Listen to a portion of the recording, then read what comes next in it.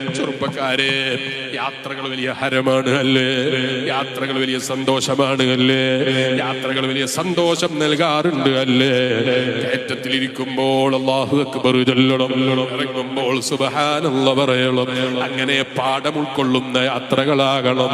ഉമ്മമാരെ, നമ്മളെ മക്കളെ യാത്രക്ക് ചോദിക്കുമ്പോ സമ്മതം കൊടുത്തേക്കണം. അവര് പാഠങ്ങൾ പഠിക്കുന്ന യാത്രക്ക് അനുമതി കൊടുക്കണം. കൂട്ടുകാരോടൊപ്പം ഭാര്യനെയും കൂട്ടിയിട്ട് അന്യപെണ്ണെന്നോ അന്യപുരുഷനെന്നോ വ്യത്യാസമില്ലാതെ ഡാൻസ് ചെയ്യുന്ന യാത്രകൾ അനുവദിക്കാൻ നിർവാഹമില്ല. അന്യപെണ്ണുമായി കലരുന്ന യാത്രകളെ പ്രോത്സാഹിപ്പിക്കാൻ നിർവാഹമില്ല.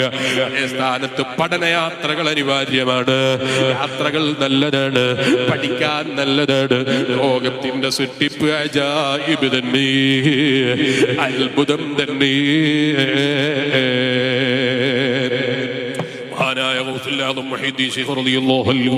മഹാനവറുകൾ ഇറാനിലാണ് ജനിച്ചത്, ബഗ്ദാദിലാണ് വഫാത്ത് എന്ന് നമ്മൾ പറഞ്ഞു.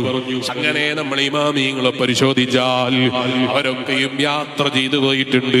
കിലോമീറ്ററുകളോളം ഇന്നത്തെ സംവിധാനം ഇല്ലാത്ത കാലത്ത് അവർ യാത്ര ചെയ്തിട്ടുണ്ട്.